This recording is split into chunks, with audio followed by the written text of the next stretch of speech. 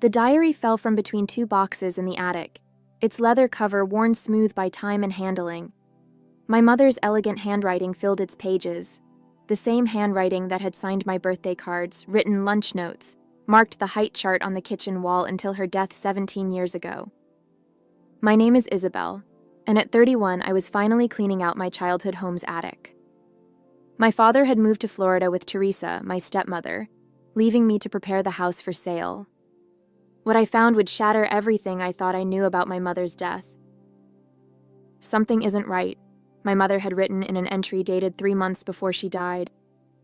"I saw Teresa with Victor again today. They didn't notice me at the cafe. She passed him documents under the table, papers with our family letterhead." I sat among the dusty boxes, my hands trembling as I read. Teresa had entered our lives 6 months before my mother's death, initially as my father's legal consultant at his manufacturing company. Victor, our family lawyer for 20 years, had introduced them. The diary entries grew more urgent. "Victor's been pushing James to revise the estate planning, says it needs modernizing. But why now? And why won't he discuss it when I'm present?" I remembered those days differently. Or rather, I remembered what I'd been told about them. How my mother had become paranoid near the end. How she'd imagined conspiracies due to the medication she was taking for her heart condition. "Teresa's not who she seems," my mother had written. "I've seen her true face when James isn't looking. The way she watches him, calculating. The way she's already measuring the house, suggesting updates that would erase every trace of me." A sharp creak from the attic stairs made me jump, but it was just the old house settling, not Teresa's perfectly manicured footsteps. She never came here anyway, claimed she was allergic to dust. The final entries were frantic, the elegant handwriting becoming jagged. "Found proof today. Documents in Victor's office. He's been working with Teresa for months before he introduced her to James. They're planning something. Need to tell James, show him the evidence. Meeting Victor tomorrow to confront him." My mother died the next day. Heart failure, they said. Natural causes. I closed the diary, my mind racing. All these years I'd felt uneasy around Teresa, but dismissed it as normal step-family tension. The way she'd gradually influenced my father, isolated him from old friends, suggested he transfer assets for tax purposes. My phone buzzed. A text from Teresa. "Darling, how's the attic cleaning going? Don't bother with old papers. Just toss everything."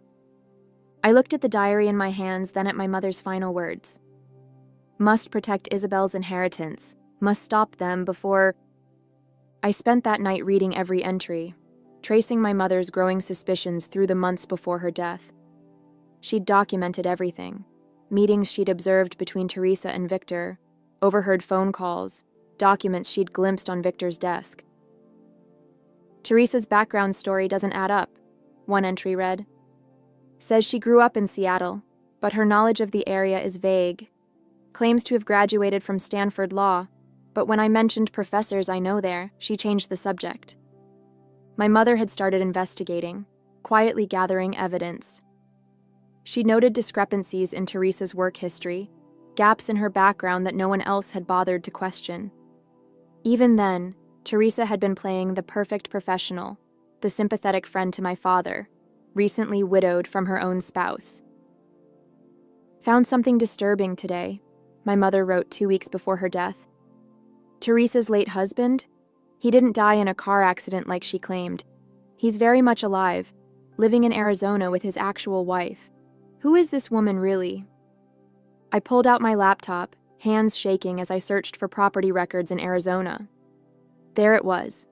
Richard Conway, Teresa's supposed late husband, still living with his wife of 30 years. They'd never divorced. Teresa's entire history was a fabrication. Another entry caught my eye. "Victor's been pushing James to sign new documents, something about modernizing the trust structure. But the papers I saw on his desk, they're designed to shift control of the company. Complicated legal language about successor interests and contingent beneficiaries." Those same terms had appeared in documents my father signed last year. Papers Teresa had assured me were routine updates to protect the family's interests. I'd felt pressured to sign too, Victor explaining rapidly about tax efficiency and liability protection. My phone buzzed again. Another text from Teresa. Found any interesting family photos up there? I'd love to see them. Maybe I'll come help you sort through everything tomorrow. I thought about her perfect smile, the way she'd positioned herself as the caring stepmother while slowly taking control of everything. The house, the company, my father's social circle. Even now, she was probably worried I'd find something that would expose her carefully constructed lies. I needed help, someone who could understand the legal documents my mother had referenced. But I couldn't trust Victor. His fingerprints were all over this conspiracy. I needed an outside perspective, someone with no connection to Teresa or the family business. Opening my contacts, I found the number for Sarah Chen, a law school friend who specialized in estate litigation. If anyone could help me unravel this web of deception, it would be her. Sarah met me at a cafe far from my usual haunts, where there was no chance of running into anyone who might report back to Teresa. I brought the diary, along with copies of all the estate documents I could find. "This is interesting," Sarah said, flipping through the papers. "These trust modifications aren't just updates. They're completely restructuring ownership control. See this clause here? It essentially gives Teresa veto power over any major business decisions once your father turns 65. He turns 65 next month, I realized, my coffee growing cold as we pored over the documents. And look at this. The succession planning puts any future children of Teresa's ahead of you in terms of inheritance rights. Has she mentioned wanting children? I thought about Teresa's recent hints about feeling maternal, her sudden interest in family planning at 45. She's been talking about IVF, suggesting Dad's not too old to have more kids. Of course she has. Sarah's expression darkened. Because any child she has with your father would give her permanent control of everything. The company, the properties, the family trust. You'd be effectively disinherited. I pulled out my mother's diary. Mom suspected something like this. She was going to confront Victor the day she died. Sarah looked up sharply. The day she died? Was there an autopsy? Heart failure, I said. She had a pre-existing condition. Everyone said the stress of her paranoia probably contributed. Paranoia that turns out to be completely justified. Sarah made some notes. We need to move carefully here. These people, Teresa and Victor, they've orchestrated a sophisticated long-term fraud. If your mother was about to expose them, she left the implication hanging in the air. I thought about my mother's last day, how she'd seemed anxious but determined when she left for her meeting with Victor. What should I do? I asked. First, we document everything. I have a forensic accountant who can trace the money movements. Then we need to establish Teresa's real identity. Clearly, she's not who she claims to be. My phone buzzed. Teresa again. Darling, I noticed you took some papers from the attic. Anything interesting? I'd love to look through them with you. She's getting nervous, Sarah observed.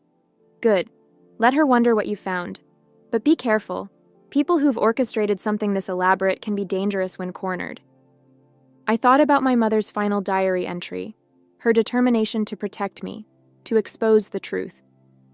17 years too late, I was finally picking up where she left off. Over the next 2 weeks, Sarah's investigation uncovered layers of deception. Teresa's real name was Teresa Blackwood. She'd pulled this same scheme twice before, insinuating herself into wealthy families, manipulating estate planning, then vanishing with significant assets once her position was secured. Look at this, Sarah said, spreading documents across her office desk. 3 different identities, 3 wealthy widowers, 3 compromised family trusts. She works with different lawyers each time, but the pattern is identical. I studied the photos. Teresa with different hair colors, different names, but always the same calculating smile. Always positioning herself as the perfect second wife while slowly taking control. And Victor?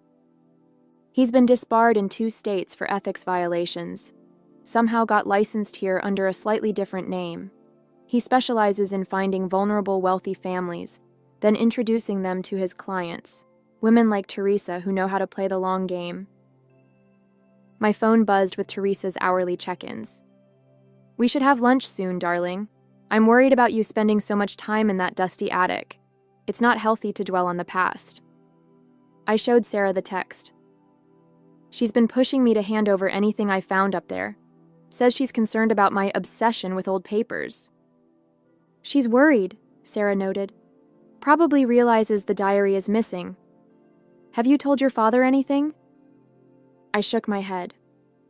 Over the years, Teresa had carefully isolated him, suggesting moves to new cities, subtle distance from old friends. Now in Florida, he was completely under her influence. We need solid proof before approaching him, Sarah advised. Something he can't ignore, even with Teresa whispering in his ear. That proof arrived unexpectedly. A private investigator Sarah hired found Teresa's previous victim, Robert Henderson, a retired executive who'd lost millions to her scheme. She was Teresa Morgan then, he told us over video call, claimed to be a grieving widow just like me. By the time I realized what she'd done, she'd vanished with half my assets. The lawyer who helped her? Sounds just like your Victor. I thought about my mother's final diary entry, her desperate need to protect our family from this same fate. Now, 17 years later, I had the evidence she'd died trying to find. My confrontation with Teresa was carefully orchestrated. Sarah advised me to meet her in a public place, with witnesses nearby and recording devices ready. I chose the same cafe where my mother had spotted her with Victor years ago. Darling, you seem tense, Teresa said, settling into her chair with practiced grace. I've been so worried. All this time spent digging through old things. It's not healthy. Actually, I found something interesting in the attic, I replied, sliding my mother's diary across the table. Mom's last diary. You remember my mom, don't you? Or should I say, Teresa Blackwood remembers her. The change in her expression was subtle but immediate. The warm concern vanished, replaced by something cold and calculating. I don't know what you're talking about, she said, but her eyes fixed on the diary. And honestly, Isabel, these conspiracy theories are concerning, just like your poor mother. Like my mother who caught you plotting with Victor, who was going to expose you the day she died. I kept my voice steady, even as my hands shook under the table. We found Robert Henderson, by the way, and the Palmers. You know, your previous victims? She didn't flinch, but her knuckles whitened around her coffee cup. Those are ridiculous accusations. Your father will be very upset to hear you're spreading such lies. My father will be more upset to learn his wife is already married to someone else. Richard Conway sends his regards, by the way. His actual wife was very interested to hear about you. For the first time, real fear flickered across her face. Whatever you think you know. I know everything. I cut her off. The fake identity, the previous scams, Victor's disbarment. The only thing I don't know is what really happened the day my mother died. She stood up abruptly, her chair scraping against the floor. I don't have to listen to this. You clearly need help, just like your mother did. Sit down, I said quietly. Unless you want to explain everything to the FBI agents at the next table. Financial fraud across state lines is a federal crime, isn't it? She sank back into her chair, that perfect mask finally cracking. What do you want? The truth, starting with what you and Victor did to my mother. Teresa's composure crumbled completely. Her face twisted into something ugly and desperate, a look I'd never seen beneath her polished exterior. Your mother was going to ruin everything, she spat, her voice barely above a whisper. She'd found proof that Victor and I had worked together before, documents that showed my real identity. She was going to show your father that morning. My hands gripped the edge of the table. What did you do? We didn't mean for her to die, Teresa said, her eyes darting around the cafe. Victor just gave her something to make her confused during the meeting, to make her seem unstable, her heart condition. We didn't know it would. The FBI agents were already moving toward our table.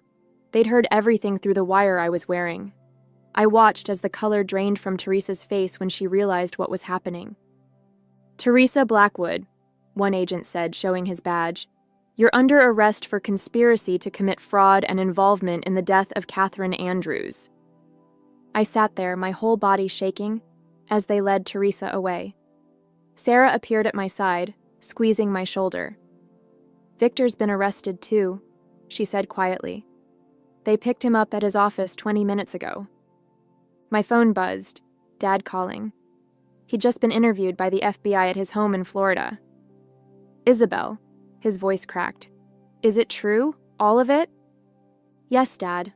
I found Mom's diary. She was trying to protect us. She knew what Teresa was planning." There was a long pause. "I should have listened to your mother's concerns. Should have seen through Teresa's act. I'm so sorry, sweetheart." For the first time since finding the diary, I felt tears roll down my cheeks. Not tears of anger or frustration, but of relief. My mom's last fight was finally over. She'd protected me through her words, through her determination to uncover the truth, even when she couldn't be here to do it herself. The evidence my mom had gathered, combined with what Sarah's investigation uncovered, was overwhelming. Teresa and Victor had orchestrated similar schemes before, but they'd never killed anyone. My mom's death may have been unintentional, but they were still responsible. As I left the cafe that day, I felt lighter somehow.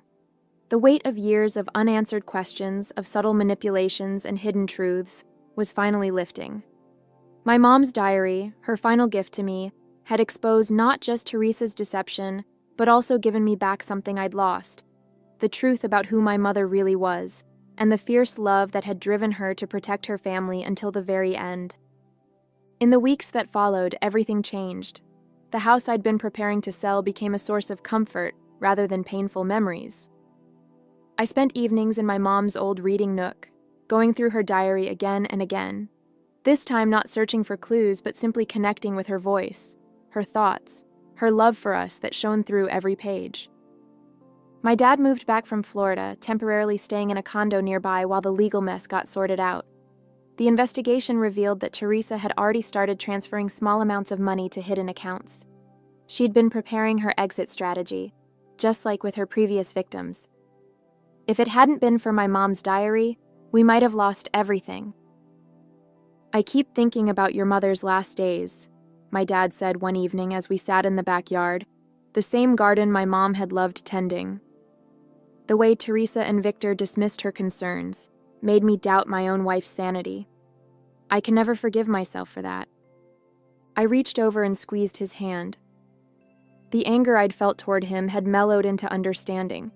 Teresa had manipulated everyone, playing a long game with the expertise of a career con artist. Even Sarah said she'd never seen someone this calculating. The FBI investigation uncovered more victims. 5 families, not 3 like we'd initially thought. Each time, Teresa had used a different name, different lawyer, but the same careful grooming of wealthy widowers. She'd perfected her act over the years, but my mom had seen through it. My brave, intelligent mother hadn't been paranoid. She'd been the only one clear-headed enough to spot the predator in our midst. The discovery about my mom's death hit the hardest. The medical examiner reviewed her case and found traces of a drug that would have interacted fatally with her heart medication. Not enough to rule it a homicide back then, but combined with Teresa's confession at the cafe, it was enough now. They were charging both her and Victor with involuntary manslaughter. I found myself spending more time at the office, diving back into my architectural work with renewed energy. My colleagues noticed the change in me. "You seem different," my assistant mentioned one day, "more confident somehow." She was right. Unraveling Teresa's deception had awakened something in me, a strength I inherited from my mom but had never fully embraced. I started speaking up more in meetings, pushing back against compromises I would have accepted before. The way my mom refused to back down when she knew something was wrong, that was part of me too. The estate lawyer helped us untangle the mess of documents Teresa and Victor had created. Most of their changes weren't even legal. They'd counted on no one examining the papers too closely. My dad insisted on putting everything in my name now. "It's what your mother wanted," he said, to protect your inheritance. But it wasn't about the money. It was about justice, not just for us, but for every family Teresa had targeted. Each new revelation in the case brought another layer of vindication for my mom. The paranoid woman had been right all along, and now everyone knew it. I kept the diary on my bedside table, no longer hidden away in a dusty attic. Sometimes, late at night, I'd open it and read random entries from happier days, when my mom wrote about her hopes for my future, her love for our family. Must protect Isabel's inheritance, she'd written at the end, and she had. Not just the material inheritance, but something far more precious, the truth. Sarah helped me prepare for the court proceedings. Teresa and Victor both took plea deals. They knew their scheme had finally unraveled completely. The day of their sentencing, I decided to make a victim impact statement. I needed them to hear what they'd stolen from me, from all of us. Standing at the podium in that courtroom, I looked directly at Teresa, her designer outfits replaced by prison beige. "You didn't just try to steal our family's assets," I said, my voice steady. "You stole 17 years of truth from me. Years I spent doubting my mother's judgment, believing she'd lost touch with reality in her final days. But she was the only one who saw you clearly." Victor couldn't even meet my eyes, staring down at his hands. His legal career was over. The bar associations in all 3 states were revoking his licenses permanently. The other families came forward too, each one sharing a similar story of manipulation and betrayal. Robert Henderson hugged me after the sentencing. "Your mother," he said. "She did what none of us could. She left behind the evidence that finally stopped them." My dad started seeing a therapist to process everything. "I need to understand how I let myself be so thoroughly deceived," he told me. "How I could doubt your mother like that." Slowly, he began reconnecting with old friends, rebuilding the social circle Teresa had systematically dismantled. The company needed attention too. Years of Teresa's influence had left their mark on the business. I took a leave of absence from my architectural firm to help my dad restructure things. It felt right, stepping into this role. Not because anyone pressured me, but because I chose it. My mom would have liked that. One afternoon, I found myself in her old office at the house, the one Teresa had quickly converted into her meditation room after moving in. I stripped away the bland beige paint Teresa had used to cover my mom's vibrant blue walls. Under the windowsill, I found a small heart my mom had carved, with our initials inside. She'd shown it to me once, her secret rebellion against the perfect showroom house Teresa wanted. "I'm thinking of keeping the house," I told my dad over dinner. "Not selling it after all." He smiled. "Your mother would love that. She always said this place had a soul." I nodded. "I keep finding little pieces of her everywhere, things Teresa tried to erase but couldn't quite manage." The upcoming trial for my mom's death would be harder, but I was ready for it. The prosecutors were confident about the involuntary manslaughter charges. Teresa's confession at the cafe, combined with the new medical evidence, painted a clear picture of their desperate attempt to silence my mom. "You're so much like her," my dad said one evening, looking at an old photo of my mom in her garden. "She never backed down when she knew she was right, even when everyone else thought she was wrong." I touched the photo gently. "She never got to see them face justice." "No," my dad agreed, "but she made sure you would. Everything she wrote down, every piece of evidence she gathered, she did that for you." I thought about my mom's final diary entry, cut short by her confrontation with Victor. She didn't get to finish her last message, but she'd said enough. She'd given me the weapons I needed to fight back, to expose the truth, to reclaim our family's story. They say time heals all wounds, but I think the truth heals them better. It's been 6 months since Teresa's sentencing, and I'm finally feeling like myself again, or maybe a stronger version of myself. The nightmares about my mom's last day have stopped. Instead, I dream about her in her garden, smiling, proud of what I've become. The company is thriving now that we've cleared out all of Teresa's toxic influences. I split my time between running the financial side of things and my architectural work. My dad's retired for real this time, but he still drops by to mentor some of our younger employees. The light is back in his eyes, something I hadn't even realized was missing during the Teresa years. Sarah and I started a foundation in my mom's name, helping families affected by estate fraud. You'd be surprised how common it is, predators like Teresa targeting vulnerable widows and widowers. We offer legal support, forensic accounting, and most importantly, a community of people who understand. Robert Henderson is on our board of directors, turning his pain into purpose just like we did. My mom's diary sits in a special place in my office now, a reminder of her courage and determination. Sometimes when I'm facing a tough decision, I'll open it randomly and read an entry. Her wisdom still guides me. Her strength still flows through my veins.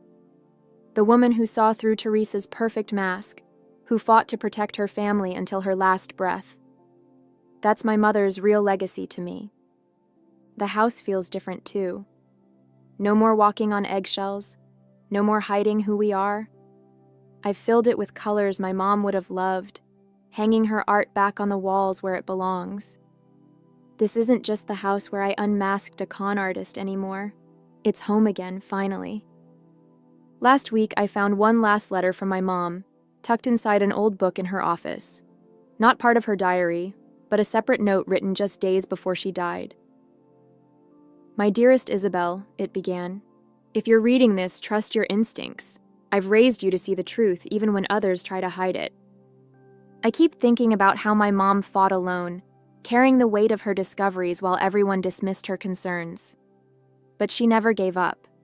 She kept gathering evidence, kept writing in her diary, kept trying to protect us until the very end. She made sure the truth would find its way to me, even if she couldn't be here to reveal it herself. The trial for my mom's death starts next month. Teresa and Victor will face new charges, their carefully constructed facades completely shattered. But I'm not afraid anymore. Every time I walk into that courtroom, I'll bring my mom's strength with me. Her diary rests in my bag like a shield, her words guiding me forward. My dad said something beautiful yesterday as we sat in my mom's garden, now blooming again after years of Teresa's neglect. "Your mother's greatest gift wasn't exposing Teresa," he said. "It was showing you your own power, the power to stand up, to seek justice, to protect what matters." He's right. Through her diary, my mom taught me that one person's determination to uncover the truth can change everything. She couldn't finish her fight, but she made sure I could finish it for her. And now, sitting in this garden she loved so much, watching the flowers she planted bloom again, I know that some legacies can never be stolen. They just grow stronger with time.